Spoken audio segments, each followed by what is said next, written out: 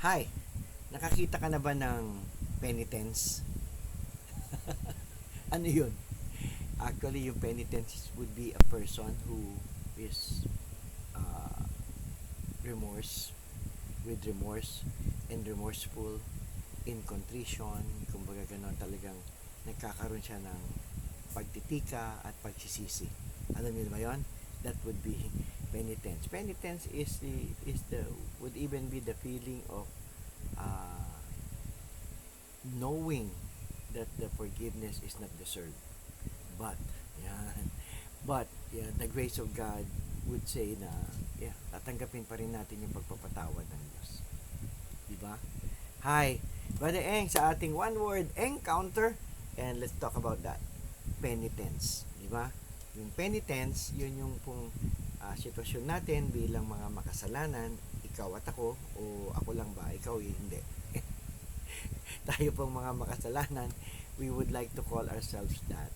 Okay, na we are the repentant sinner, so we would like to call ourselves the penitents, di ba? Yung uh, ano yung maihahandog natin para tanggapin natin ang pagpapatawad ng ating Panginoon.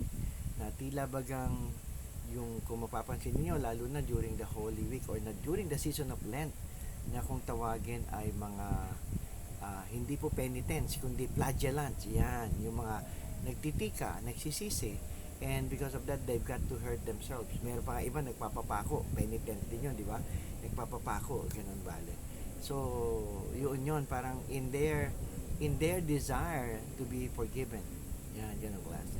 Pero yun nga yung magiging malungkot na katotohanan, uh, para sa kanila, the the humility of the penitents would say that the forgiveness is not deserved, that they do not deserve to be forgiven.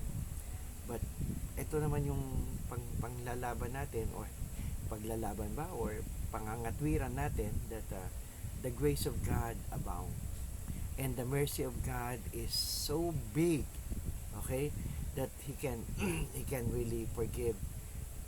Nothing can be bigger than the mercy of God. No sin can be bigger than the mercy of God. You just have to receive the forgiveness of God.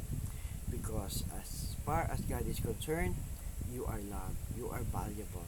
Kahit ano pang ginawa mo, hindi nito kayang takpan. Hindi nito kayang alisin ang pag-ibig ng Diyos para sa iyo. Okay? We will become the true penitents that we are to be, di ba? Kumbaga ipakita natin yung ating pagsisisi, yung ating pagtitika, yung ating pagpapahalaga sa pag-ibig ng Diyos. Tanggapin natin ang kanyang pagpapatawad. Tanggapin natin ang kanyang pagmamahal. Tanggapin natin ang kanyang inaalok na kaligtasan. Dahil sa pamamagitan niya, saka lang tayo maliligtas. Diba? Yes, we may not, we can even say na natatakot tayo sa kalalabasan at sa consequences. Yeah, totoo naman yon. Kumbaga, alam nyo, kahit nga tayo ay nagsisi na, minsan we cannot avoid the consequence of our sins, the consequence of our choices. Hindi natin siya basta-basta maalis di ba? But God God can, it's by His grace o depende sa Kanya. Pero halimbawa lang po, di ba, na yung iyong naging kasalanan ay ikaw ay nakapatay. Hindi na maibabalik yun Di po ba? Pero yan, the mercy of God is so big. The mercy of God is always there. Okay? So kumbaga bahala siya sa kanyang pagpapatawad. Di ba? O lalo naman yung iba na ito parang gano'n na nagkasala, humingi ng tawad, at sa konting pagkakamali, nakabuntis naman. O yan, di ba? Pero nagsisisi, hindi mo pwedeng sabihin tatanggalin di ba? Yung anak na yun na yun That's the consequence, bale. Pero sana maramdaman ng ating Panginoong Diyos yung tunay na pagtitika at pagsisisi ng natin. Ramdam, kumbaga kita, or should I say ramdam niya sa ating mga puso ang tunay nating remorse. May remorse, kumbaga may tunay na pagsisisi. Yan, di ba? So, ganun meron po. Kasi maraming iba na nagkakaroon ng ganyan, very common na humingi pa ng tawad, I apologize you. Please please apologize me. They use the word apologize, di ba? Kaya ang sasagot natin doon, I apologize, di ba? Please accept my apology. So ang sagot natin, I apologize you. Anyway, pinapatawa ko lang po kayo kasi the apology is on a business side.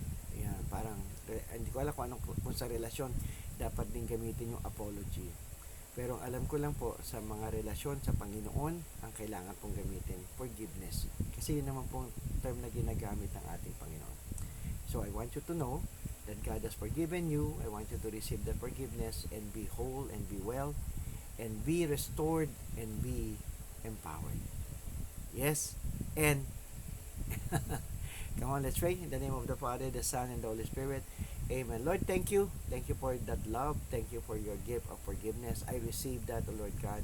I receive your restoration. I receive your empowerment. I pray this with thanksgiving, with Mama Mary praying with us and for us. In Jesus' name, amen and amen. So receive that forgiveness, be restored, be empowered, and enjoy Him. God bless you.